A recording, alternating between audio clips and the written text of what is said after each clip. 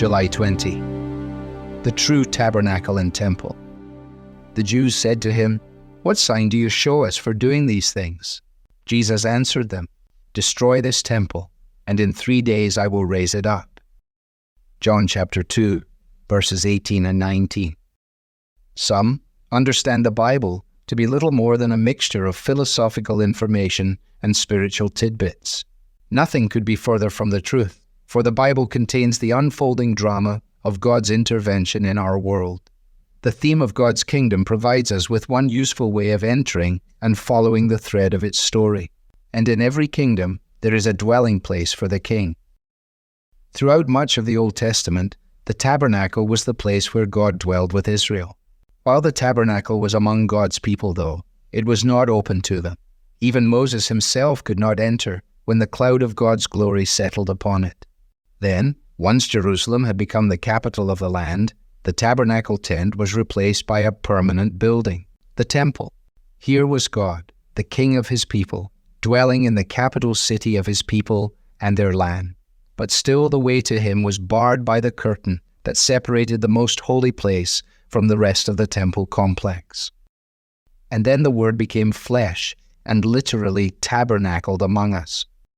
In reading the New Testament, we discover that just as the people of old looked to the tabernacle for an encounter with God, now we look to a person, God himself, who pitched himself in human flesh and lived among us.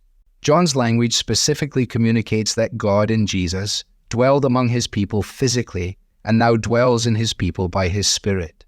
He is here among us. Jesus, in other words, is the true tabernacle. This is what he was seeking to explain when, after he had cleansed the temple by driving out the merchants and money changers who had set up shop there, he was challenged about his authority to do such an audacious thing.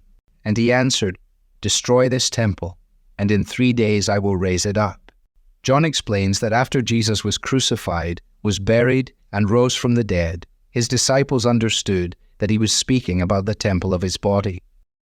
When Jesus died, the curtain in the temple tore, signifying that through Christ we now have unfettered access to God, but also showing that the temple building was now obsolete, for its fulfillment had come. A few decades later, the temple in Jerusalem would ultimately be destroyed. If we want to meet with God, we must go to Jesus. We no longer need a specific building or special icons or shrines. God meets with his people when we are gathered and when we are scattered, not in places, but in the person of his Son, the true temple.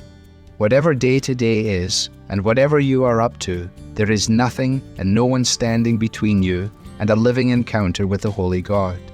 The King dwells in you today. Devotional material is taken from the Truth for Life Daily Devotionals, copyright Alistair Begg, published by the Good Book Company. This reading was digitally created for Truth for Life and is used with permission. For more clear, relevant Bible teaching, visit truthforlife.org.